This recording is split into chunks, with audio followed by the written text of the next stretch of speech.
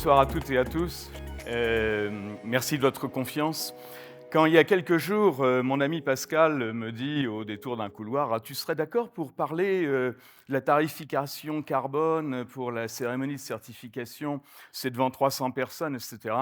Je suis un bon collègue, je suis un bon camarade, je dis toujours oui. Je lui dis: «Oh bah oui, pourquoi pas?» Mais alors je me rends compte ce soir qu'effectivement, c'est un certain challenge parce que vous parlez du prix du carbone et de la tarification du carbone entre votre cérémonie de certification et un cocktail. C'est un petit peu comme faire un cours sur le code général des impôts un soir de réveillon. C'est un peu la même chose, hein. Donc je vais vous parler d'un sujet qui est grave, qui est complexe, où il y a des chiffres. J'ai toute opportunité de me planter. Bon, mais enfin, je vais quand même le faire très très court. Alors, pourquoi parler de la tarification du carbone?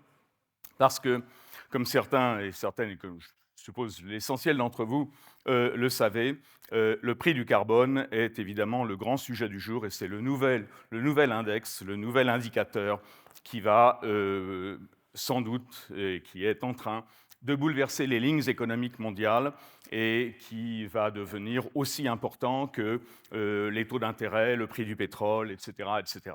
Alors pourquoi parler du prix du carbone? Parce que il ne vous aura pas échappé que la plupart des États ont signé un accord international de référence qui est extrêmement structurant et qui s'appelle les accords de Paris. C'était en 2015, qui a été ratifié et transposé dans les lois de la plupart des grands États, presque même la quasi-totalité. Et que ces accords de Paris, ils nous imposent finalement de lutter contre le changement climatique. Et ils nous imposent surtout un objectif extrêmement complexe parce que, alors je fais des dizaines d'heures sur le changement climatique sur ce campus, je vais vous éviter cet instant pénible, mais lutter contre le changement climatique, c'est lutter contre le réchauffement à 1 ou 2 degrés, ça veut dire essentiellement lutter contre l'augmentation des concentrations de carbone, c'est-à-dire de dioxyde de carbone, à l'atmosphère. Alors, a-t-on les technologies pour réduire les concentrations de carbone à l'atmosphère? Alors, la réponse est non. Croyez un ancien pétrolier et un consultant, ce que j'ai fait toute ma vie. La réponse, c'est que ce qu'on appelle les removal technologies ou withdrawal technologies, c'est-à-dire les technologies de réduction de la concentration carbone, eh bien, à part planter des arbres, il n'y en a pas. Et donc, la seule chose que l'on puisse faire, nous, pauvres humains, c'est de réduire les émissions de carbone. C'est en gros un peu comme dans la compta, où vous avez des stocks et des flux. Eh bien, comme on ne peut pas réduire le stock, eh bien, la seule chose qu'on puisse faire, c'est de réduire les flux. C'est la solution du pauvre, c'est la solution de celui qui va mourir, et c'est la seule chose qu'on puisse faire. Alors, réduire les flux de carbone, ça veut dire réduire donc les émissions de CO2. Et réduire les émissions de CO2, il faut les réduire, disent les accords de Paris, ou les engagements qui ont été pris à la suite des accords de Paris, qui sont, vous en avez tous entendu parler, les fameux engagements de net zero emissions, c'est-à-dire les engagements à réduire les émissions de carbone à la neutralité carbone en 2050. La plupart des États ont pris ces engagements, peut-être à l'exception de la Chine et de l'Inde qui les ont pris pour 2060. Bon, il y a toutes sortes de choses techniques. Mais en gros, nous devons, l'économie mondiale, l'économie européenne, la France, nous devons réduire nos émissions de gaz à effet de serre et nous devons les abattre à zéro ou quasi zéro en 2050. Voilà la courbe que nous devons suivre et voilà la courbe d'investissement pour réduire les émissions de CO2, pas seulement celles de l'énergie, mais de la sidérurgie, l'aluminium, le plastique, la pétrochimie, les transports aériens, la pharmacie, la banque, la finance, tout le monde doit réduire, tout le monde. Or, si vous regardez la ligne rouge, ça c'est la mauvaise nouvelle du jour, la ligne rouge c'est la projection des réductions de CO2 aux bornes de ce que les États ont aujourd'hui voté comme engagement légal ou comme engagement législatif. C'est-à-dire qu'en gros, le rouge et les différentes versions de rouge, c'est ce à quoi les États sont engagés. Le vert et le bleu, c'est ce qu'il faudrait faire. Donc on est loin du compte. Donc les États ont pris cet engagement donc, d'être sur la ligne verte ou bleue, et aujourd'hui, ce que les parlements ont voté, c'est le rouge. Donc comme vous le voyez, il y a un énorme sujet qui est de faire passer l'engagement compris les États au titre des accords de Paris ou de ce qu'on appelle le Net Zero Emission Objective, de le faire passer en contrainte sur les citoyens et les entreprises pour que ces derniers baissent leurs émissions de carbone. Pour ce faire, comme je le dis, les États disposent finalement de deux outils de politique publique majeurs. Il y en a d'autres, il y en a beaucoup. Ce qu'on appelle la décarbonation ou la stratégie de décarbonation, j'ai fait des heures de cours sur le campus sur ce sujet, c'est une forêt avec toutes sortes d'espèces, toutes sortes d'outils, toutes sortes d'instruments financiers, de spreads, etc. Bon. Mais sur le fond, il y a deux grands outils de politique publique qui sont à la disposition des États. Il y a la taxe carbone et il y a ce qu'on appelle le marché carbone, c'est-à-dire le système d'échange de quotas d'émissions, ou ce qu'on appelle en anglais l'Emission Trading Scheme. Ou les deux. Qu'est-ce que c'est que la taxe carbone? Finalement, c'est un outil de politique publique au terme duquel le gouvernement fixe un prix et s'attend à ce que les acteurs économiques et les marchés ajustent les volumes. Vous savez, l'économie, enfin moi je ne suis pas un financier sophistiqué comme Marc ou Pascal, je suis un pétrolier et vous savez, l'économie c'est une affaire de prix et de volume. Donc qu'est-ce qu'une taxe? Eh bien, c'est une taxe carbone, c'est l'État, souvenez-vous, Madame Royal, Ségolène Royal, qui dit, voilà, pour quiconque émet une tonne de carbone, eh bien, la taxe à payer est de 40, 50, 60 euros par tonne, et point barre. L'autre outil de politique publique, c'est de faire exactement l'inverse pour atteindre aux mêmes fins. Dans le cadre d'un marché d'échange, d'un système d'échange de quotas d'émissions, d'un marché ETS, qui est prévalent en Europe et extrêmement important, eh bien, le gouvernement fait exactement le contraire. Les gouvernements, ou le gouvernement, ou la Commission européenne, fixent les volumes, organise un marché, et s'attend à ce que fixe des volumes de CO2 tous les ans. Les gouvernements européens disent, voilà, cette année, dans l'atmosphère, pas plus de 100 millions de tonnes. L'an prochain, 90. L'année d'après, 80. Puis 70, puis 50, etc. Et en 2050, zéro. Neutralité carbone, zéro. À quoi correspondent ces volumes? Eh bien, ces volumes correspondent à des titres financiers négociables, à des financial securities, à des titres négociables, dont chacun représente le droit à polluer, comme disent certains partis politiques, le droit à émettre une tonne de carbone. Et donc, le gouvernement fixe, par voie d'émission de droits à polluer, fixe un plafond en volume, impose aux entreprises et aux acteurs financiers de les acheter à due concurrence de ce qu'ils ont émis en tonnes de carbone physique, et d'échanger les papiers, d'échanger ces certificats financiers, ces droits à polluer, d'échanger ces titres négociables, afin de fixer un prix. Donc vous voyez que les deux, je vous résume là une thèse célèbre sur l'économie du carbone, les deux outils ont finalement des démarches diamétralement opposées, mais visent à la même fin. Alors, qui est concerné? Eh bien, finalement, des gens très différents, parce que vous ne pouvez pas être dans le champ de la taxe et dans le champ du marché. Si je prends l'exemple de la France a à la fois une taxe carbone et un marché carbone. Hein. Et puis, la France n'est pas le seul, le Royaume-Uni aussi, etc. Alors, qui est concerné par la taxe? Est concerné par la taxe carbone, essentiellement celles et ceux que l'on ne peut pas suivre, marquer à la culotte tous les jours pour savoir ce qu'ils ont émis. Typiquement, le transport, votre voiture, ma voiture, l'agriculture, etc. Donc, essentiellement, ce qu'on appelle les émissions diffuses. Alors, les émissions diffuses, on ne peut pas les suivre, etc. Qu'est-ce qu'on fait? Eh bien, on met carrément une taxe à la source de l'énergie qu'elles utilisent, et ça, vous le voyez tous les jours, enfin, vous le voyez souvent si vous avez un véhicule thermique, c'est la taxe que vous payez à la pompe, je vais en parler une minute. Le système d'échange de quotas d'émissions, il est très différent. Lui, il s'impose à celles et ceux qui ont une résidence bien claire, c'est-à-dire une emprise industrielle très très claire, identifiée par une adresse et un code SIRET, et on sait très très bien qu'à tel endroit, eh bien, il y a telle usine ArcelorMittal, elle émet 20 millions de tonnes par an, eh bien, elle doit acheter 20 millions de crédits par an, et on va voir comment ça se passe. Donc voilà en gros comment ça marche. Je ne vais pas vous ennuyer avec toute cette espèce d'algorithme. Alors, qu'est-ce que la taxe carbone? La taxe carbone, elle est globalement, dans tous les pays européens qui en ont développé, elle est prélevée à la pompe. Elle est prélevée sur l'énergie fossile que vous achetez. J'en voudrais pour preuve le déploiement de la taxe carbone, ou l'exemple français de l'introduction de la taxe carbone, qui remonte au ministère Ségolène Royal, où il avait été décidé d'introduire dans le prix du samplon et du gazole à la pompe, d'introduire une part de taxe qui serait nécessaire à financer la transition énergétique. Au début, cette part de taxe était parfaitement indolore, personne ne s'en est rendu compte, et puis tout d'un coup, on s'en est rendu compte, vous connaissez la fin de l'histoire, ça a donné les gilets jaunes, etc., etc. Et si je regarde la taxe aujourd'hui, si vous allez à la pompe qui est devenue une pompe Esso, là en face, vous ne le saurez pas, mais il faut que vous allez regarder sur le net, sur Internet, vous allez voir que la taxe, elle est de 69 centimes par litre, ce qui est quand même assez important.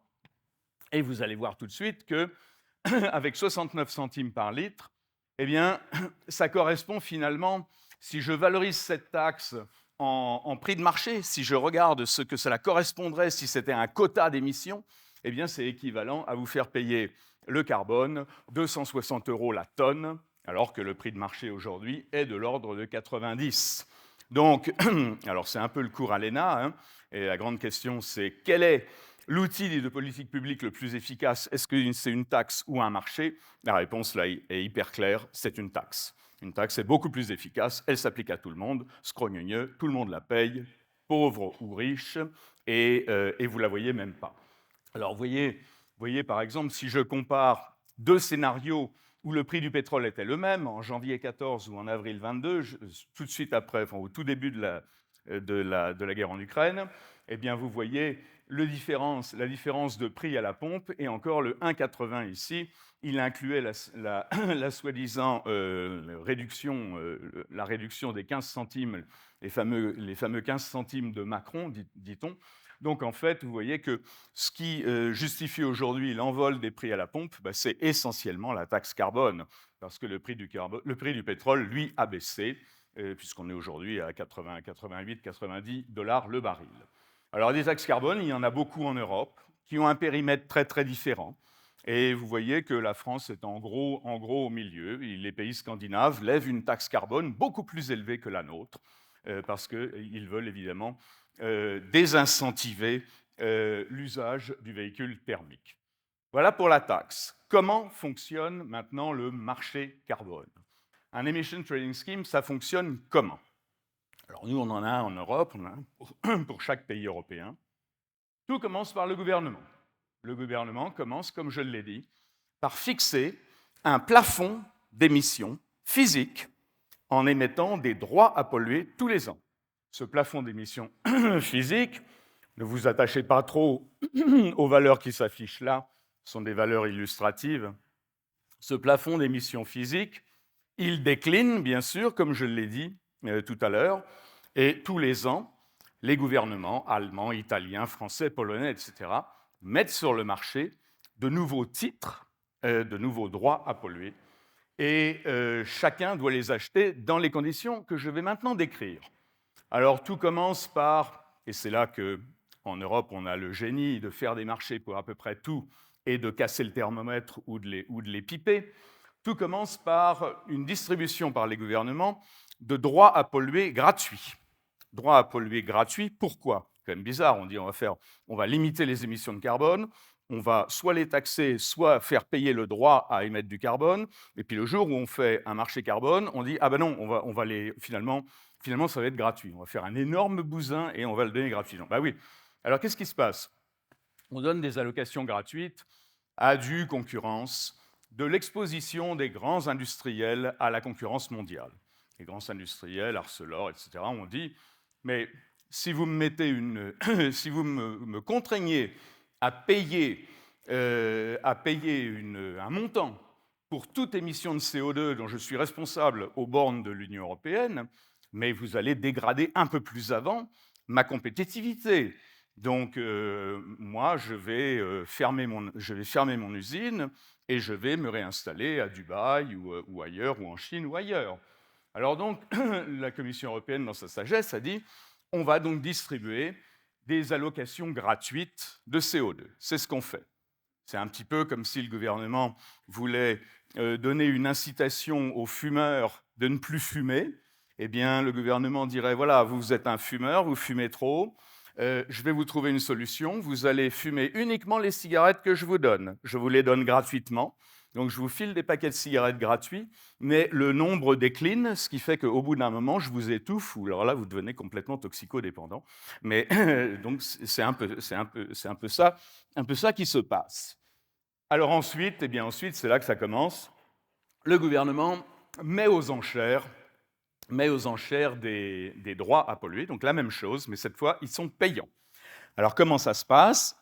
Eh bien, toutes les entreprises qui ont un site où, à partir d'un certain seuil, il y a des émissions relativement conséquentes, eh bien là, vous avez donc deux usines semblables. Eh bien, ces entreprises doivent soumissionner dans le cadre d'une mise en concurrence et dans le cadre d'une mise aux enchères donc c'est une auction, hein, c'est une mise aux enchères des différents titres négociables, des différents droits à polluer du gouvernement. Alors, je vous prends un exemple là, voilà. Deux usines absolument semblables qui émettent du CO2. Elles ont toutes les deux un cap, une sorte de plafond. Et puis, elles achètent, donc dans le cadre de l'enchère du gouvernement, elles doivent soumissionner un prix, c'est un peu le marché primaire, hein, c'est un marché primaire d'action, elles doivent soumissionner un prix pour acheter ce droit à polluer. Et évidemment, c'est le mieux-disant qui emporte évidemment l'enchère, ce qui veut dire que chaque entreprise doit avoir une gestion financière fine, d'arbitrage, c'est-à-dire qu'il ne peut pas surpayer pour être sûr. Soit il surpaye pour être sûr d'avoir les quotas d'émission, soit il sous-paye, auquel cas il risque d'être sorti du marché et de ne pas avoir les droits à polluer et d'avoir à rectifier plus tard sa position. Donc c'est extrêmement compliqué. Bon, bref, imaginons que les deux usines pensent tourner à peu près à même régime, elles ont acheté le même nombre d'émissions auprès du gouvernement, ça a produit ce qu'on appelle un prix de l'action primaire, enfin un prix du droit primaire, et puis l'année s'écoule, il commence à brûler du fioul, du charbon, du gaz, du peu importe, et puis à la fin de l'année, que se passe-t-il? Eh bien, vous avez l'usine numéro 2 qui, pour quelque raison que ce soit, anticipait de émettre, mettons, 100 tonnes de CO2 à l'atmosphère et qui n'en a émis que 80. Et puis son voisin anticipait d'émettre 100 tonnes de CO2 à l'atmosphère et en a émis 120. Que se passe-t-il pour les deux? Eh bien, les deux vont aller, de façon informatique, hein, vont devoir aller rendre leur compte à Bercy, au ministère des Finances. Et en gros, si je vous le joue un peu, eh bien, le directeur financier de cette usine va aller voir Bruno Le Maire en lui disant, voilà, monsieur le ministre, j'ai émis physiquement 80 tonnes, je pensais en émettre 100, hein, mais ce n'est pas votre business, j'ai émis 80 tonnes physiques, auditées par toutes sortes de cabinets, auditées par mes auditeurs, par mes commissaires aux comptes, j'ai émis 80 tonnes, voilà 80 crédits, voilà 80 quotas d'émissions, 80 droits à polluer. Et Bruno Le Maire va lui dire, très bien, monsieur le directeur financier, parfait, je récupère les 80 droits à polluer, je les déchire, je suis comme la Banque centrale, je les déchire, et puis les 20 qui vous restent, vous faites absolument ce que vous voulez avec, vous pouvez les trader, les négocier, ils ont une validité d'1 an après la fin de l'exercice, donc vous pouvez en faire ce que vous voulez. L'autre usine, même chose, le directeur financier va aller voir Bercy en disant, voilà, je pensais émettre 100 tonnes. D'ailleurs, voilà mes 100 crédits, voilà mes 100 quotas. Et là, Bruno Le Maire va lui dire, oui, mais monsieur le directeur, attendez, j'ai mes services, les DRIR, etc., qui me disent que vous n'avez pas émis 100, mais vous avez émis 120. C'est exact, monsieur le ministre, j'ai émis 120. Eh bien, à ce moment-là, Bercy va lui dire, eh bien, dans ce cas, je vous donne 3 mois pour rectifier votre déséquilibre. Vous allez donc devoir acheter sur ce qui s'appelle donc le marché secondaire, qui est le vrai marché du carbone. Alors voilà, retenez ceci, ce que l'on appelle le marché du carbone et le prix du carbone.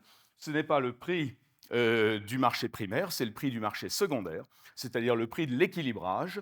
Et donc l'usine numéro 1 va donc devoir aller sur le marché du carbone, qui est à Leipzig en Europe, Et là, elle va devoir acheter, à un prix qui n'aura rien à voir avec le prix de l'émission, elle va devoir acheter 20 nouveaux crédits, 20 nouveaux droits pour rétablir son équilibre afin d'éviter une pénalité qui pourrait être lourde. Voilà ce que l'on appelle finalement le marché carbone.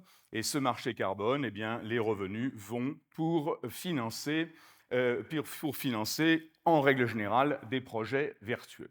Alors, qui est concerné? Je le fais très vite. Sont concernées évidemment toutes les industries lourdes, toutes les industries énergo- ou électro-intensives, mais aussi, vous voyez, bon, ça c'est toute la mécanique européenne que l'on a. Vous voyez d'abord que le marché du carbone, il existe depuis 2005, donc ça fait bientôt 20 ans. Il faut savoir que le marché du carbone en Europe, c'est le plus gros du monde, le plus long, qui a la plus grosse liquidité et qui a le plus gros historique.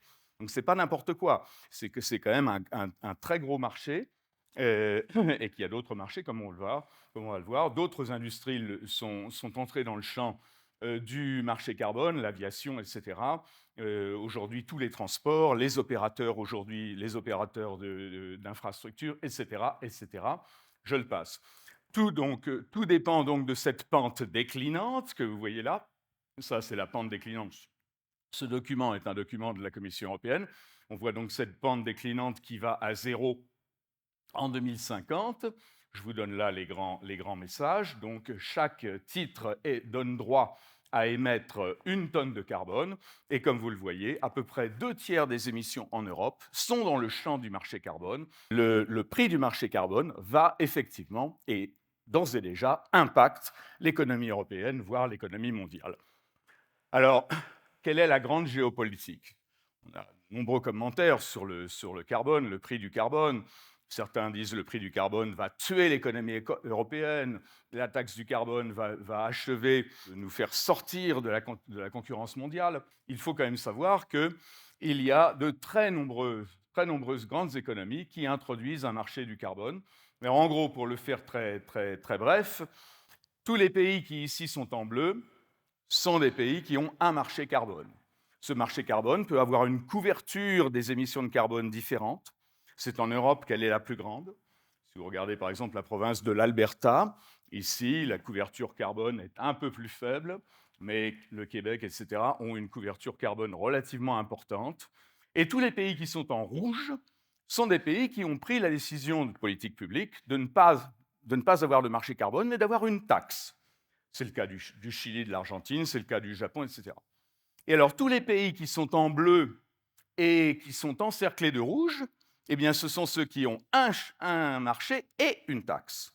Pas évidemment sur les mêmes entreprises, pas sur les mêmes individus, mais avec la règle que je l'ai énoncée tout à l'heure, c'est-à-dire avec un marché pour les grands sites industriels qui ont un reporting carbone très clair et une taxe sur les émissions diffuses du transport des véhicules, essentiellement pour les particuliers. Alors, après ça, on entre dans des détails, c'est là que le diable se niche.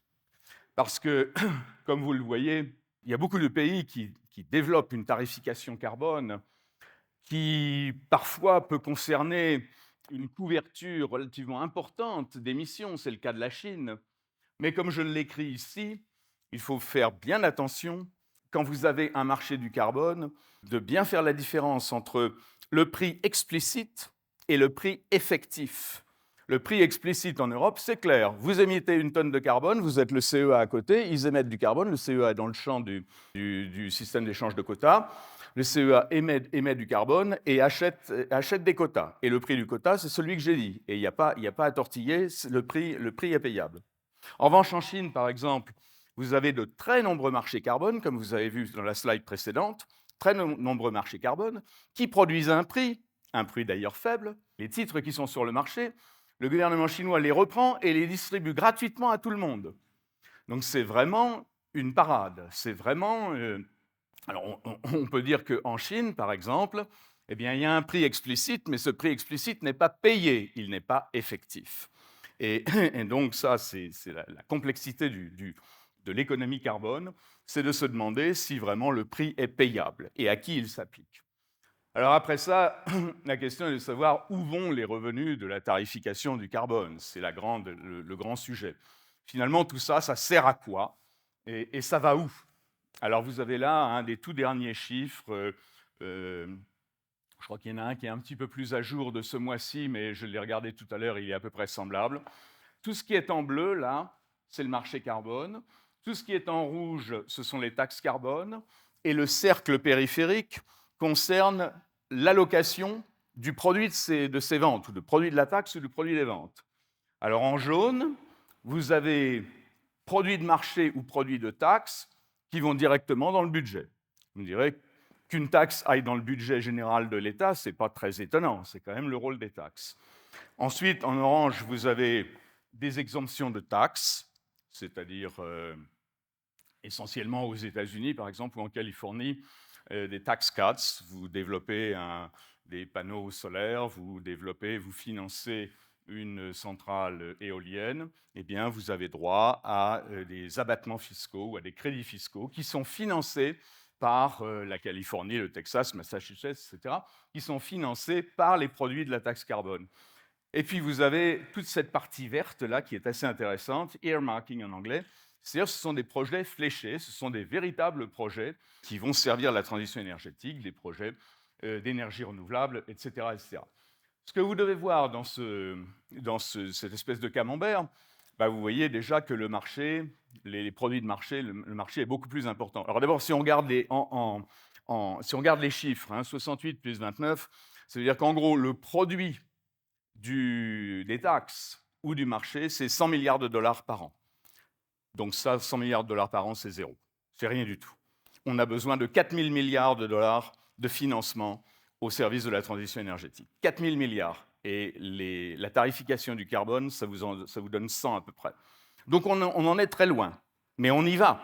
Et c'est pour cela que je vous ai dit que finalement, le prix du carbone allait petit à petit gouverner l'économie.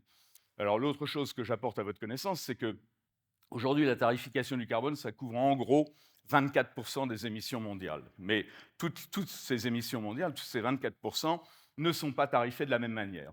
Et là-dedans, dans ces 24%, eh bien, l'Union européenne représente 75%.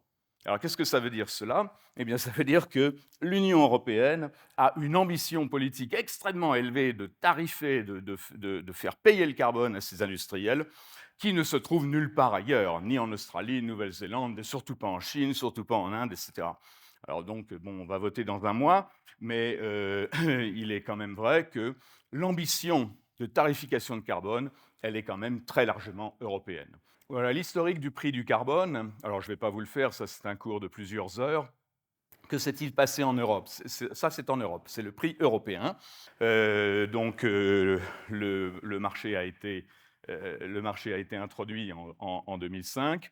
Que voyez-vous? C'est que pendant de très nombreuses années, en gros entre 2010 et 2019, je me souviens, j'étais Global Partner chez Deloitte, je regardais tous les comptes des grands opérateurs de nos grands clients, le prix du carbone était entre 3 et 6 euros par tonne. 3 à 6 euros par tonne, ça veut dire zéro, ça veut dire rien. Ça veut dire que finalement, le climat était un open bar, ce qui veut dire que les émissions de carbone n'étaient pas du tout valorisées, ce qui veut dire aussi que le passif environnemental, le passif climatique de la pollution n'était absolument pas valorisé et que le signal de prix était extrêmement faible. Enfin, on a utilisé toutes les expressions pour dire qu'entre 3 et 6 euros par tonne, eh bien, on aurait mieux fait de fermer le marché. Ça veut dire qu'il n'y avait pas de désincentivisation à émettre du carbone. Et je me souviens que tous les grands clients de notre cabinet disaient, tous les grands clients très émetteurs de CO2, quand je leur disais où en êtes-vous de votre balance carbone, ils me disaient circuler, il n'y a rien à voir, on s'en fiche complètement. 3 euros la tonne ou 6 euros la tonne, je le paye allègrement et ça ne change absolument rien. Et puis, il y a eu évidemment cette grande réforme qui s'appelle la Market Stability Reserve ou la Market Stability Reform, qui a été entreprise par la Commission européenne sous la houlette de Mme von der Leyen et qui a visé à d'abord tarir complètement l'excès de liquidité de titres négociables qui étaient sur le marché. Il y avait beaucoup trop de titres, beaucoup trop de droits à polluer qui étaient en circulation, ce qui faisait que le prix était très bas. Et donc, l'Union européenne a fait ce qu'on fait généralement en cas d'hyperinflation, c'est que tout simplement, ils ont récupéré les crédits et ils les ont brûlés. Donc, on s'est retrouvé petit à petit à avoir un marché beaucoup moins liquide en termes d'allocation de droits à polluer. Et puis, alors, c'est là qu'on est entré dans les grandes turbulences. D'abord le Covid, et puis ensuite, évidemment, la guerre en Ukraine, où là, on a eu une très grande volatilité, une très grande fluctuation du prix du carbone. Et ça, j'ai extrait ça de mon micro tout à l'heure, là, en début d'après-midi. Vous voyez qu'aujourd'hui, on était en gros 90 euros par tonne, 90 euros par tonne de carbone pour l'Union européenne. Pour vous donner simplement une simple indication, cela veut dire que plus aucune centrale à charbon, plus aucune centrale à gaz ne peut tourner. Plus aucune. Plus aucune. Parce qu'elles sont complètement explosées, elles deviennent complètement inéconomiques, elles sortent complètement de l'ordre de préséance économique du marché électrique. Alors aujourd'hui, on est un peu retombé sur l'anticipation et l'idée que ça va très mal se passer, que la guerre va être longue, qu'il y a une guerre au Moyen-Orient, l'inflation, etc. Et donc, on voit que le prix du carbone, donc, qu'il y a eu une érosion sur le prix du carbone. Je suis sûr que vous vous posez la question, mais finalement, à quoi ça sert tout ça ?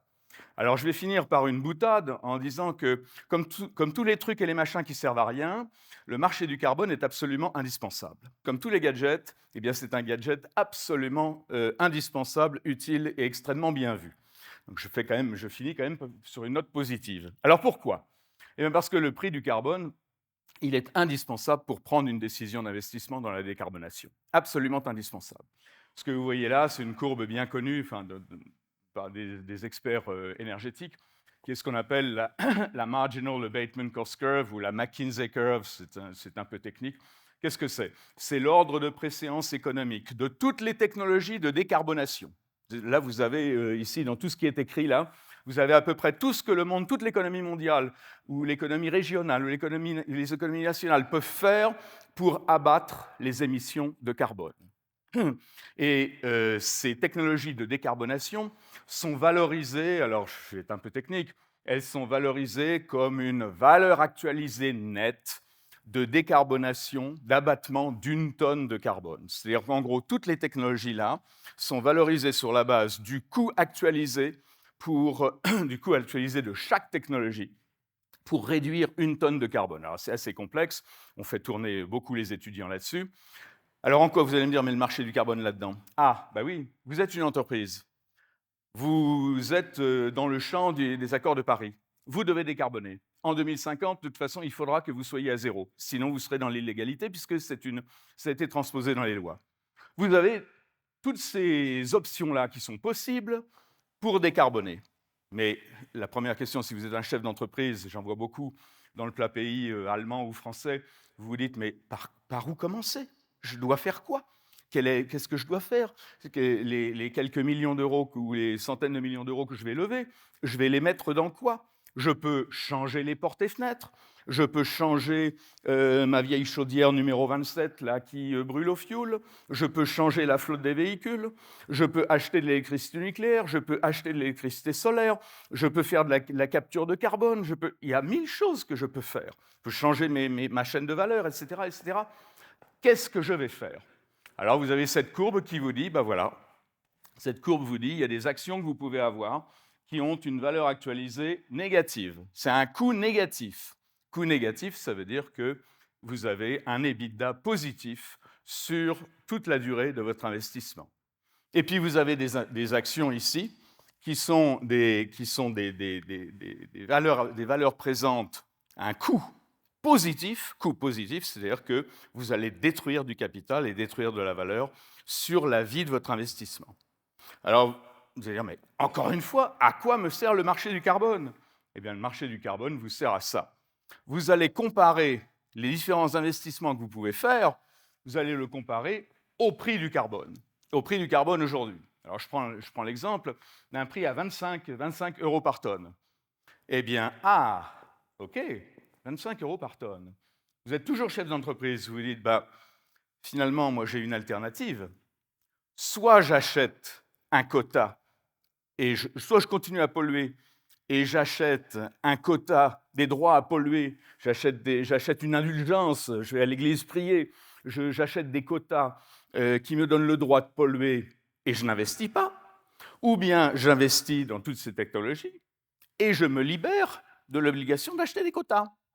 Eh bien, et ce sont mes derniers mots, eh bien vous allez donc raisonner ainsi, pour tout industriel, vous allez vous dire, pour toutes ces technologies-là, jusqu'à due concurrence du prix du quota, eh bien pour toutes ces technologies-là, je vois qu'elles ont un coût actualisé inférieur au prix du carbone. Ben, je vais donc investir tout de suite. C'est mon intérêt le plus élevé. Je vais donc faire ces investissements en priorité. Et je pourrais lever de la dette, et je pourrais parler aux banquiers, et ça sera très bien. Et puis pour tous les autres, j'ai l'obligation de tout décarboner. Pour tous les autres, ben, je vois que le coût actualisé de l'investissement restera de toute façon supérieur au quota. Eh bien, j'ai absolument pas l'intérêt, j'ai aucun intérêt à investir, j'ai aucun intérêt à faire, regardez pour M. Mittal, M. Mittal n'a aucun intérêt à faire son projet à Dunkerque, où il va faire de la capture, enfin, il va le faire, mais il a raison, hein, sans doute, mais mathématiquement, il n'a absolument aucun intérêt à faire de la capture de carbone pour faire du nouveau carbone, de l'acier plat, de l'acier divers, de l'acier propre à Dunkerque. Donc il va repousser cet investissement, tout simplement, parce que le coût actualisé de l'abattement d'une tonne de carbone avec cette technologie est supérieur au prix du quota. Il a plutôt avantage à acheter le quota et à aller voir monsieur le maire, monsieur le ministre, à la fin de l'année. Voilà comment ça se goupille. Merci beaucoup.